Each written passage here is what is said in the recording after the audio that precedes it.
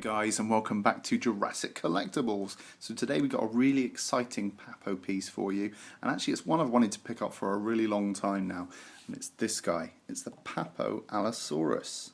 Now if you're not familiar with Papo, they're a creator of natural history figurines, animals and dinosaurs, but the detail that they inject into their dinosaurs is second to none. And actually if you look on the channel, there's a whole playlist for Papo videos, and a lot of them resemble dinosaurs we see in Jurassic Park.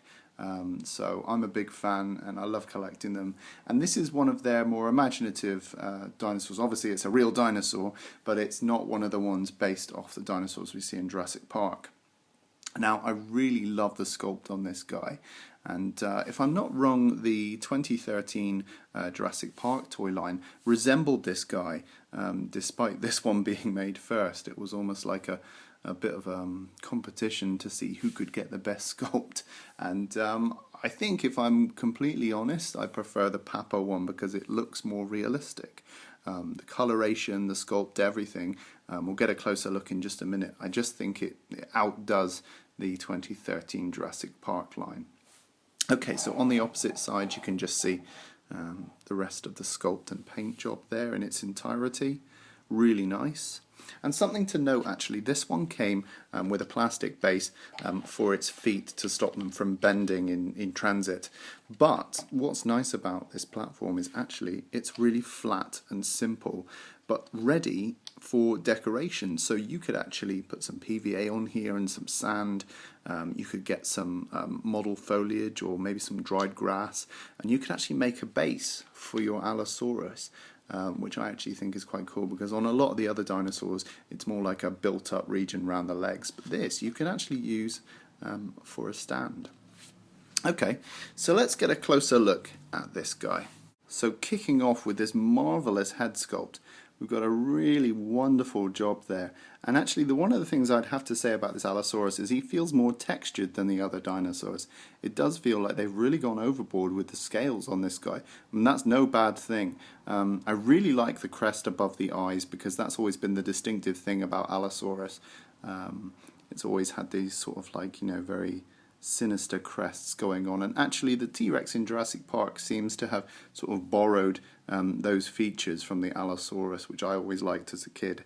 Now you can see he's got these really striking bright yellow eyes, a bit like the Pteranodon Papo figurine. I'll put a link to that down below, but see the way that they've encircled the eyes with black and then used yellow for the eyes. Really nice, and a really sort of vicious look, a really sort of beady, scary look to the eyes there. I really like that. We've got this nice overhang with the teeth here, and the mouth is on a pivot, so you can actually open the mouth. That's articulated. And if you look at these folds where the jaw opens up, if I just focus a little better, they are really, really detailed, more so I think than on the T-Rex. And you can just see all this lovely scaling and these little pustules going on these sides of the flesh there. It's more visible also on this side. You can see there's nice creases running through them, so you really get that feeling of tension as the jaw opens up. And then this kind of detail is really what makes Papo stand out from the crowd. And then inside you've got the tongue there, again beautifully sculpted. The teeth are rounded off, which I always feel is a little bit of a disappointment, but they can't make them too sharp because essentially this is for children, and you know, it would be, well, you know, it's for children and adult collectors, but this part here would be sharp, and you know, they don't want children to get hurt. Same with the spines really as well, which I can understand. So then down here you can see there's a seam line around the neck, and that's unfortunate because actually the paint job is cut off there, and that's a real shame.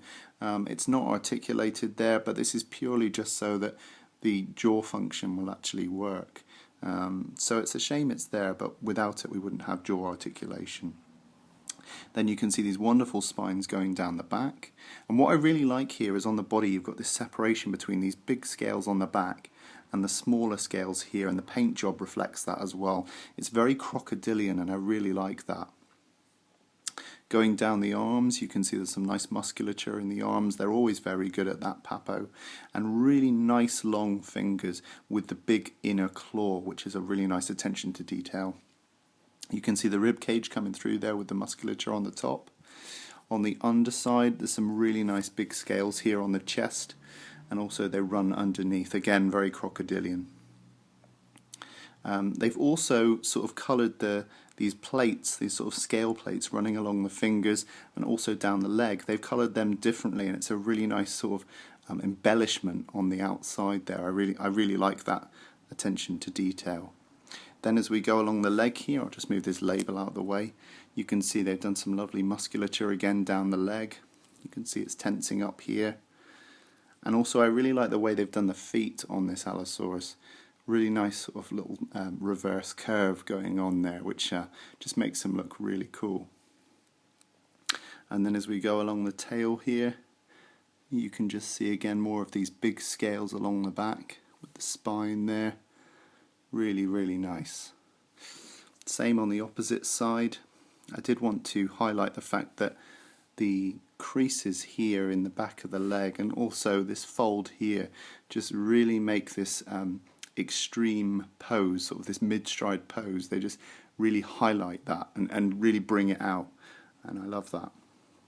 So yeah, really, really wonderful sculpt, and I just think that's my favourite part about this dinosaur is the sculpt. The paint job's really good too, especially around the eyes, but the sculpt is the main feature for me on this one. They really have gone all out to separate it from the other carnivores in the line.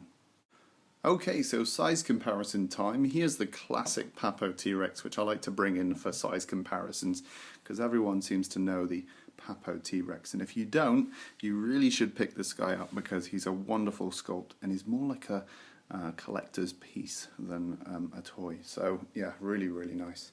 And here is the Allosaurus.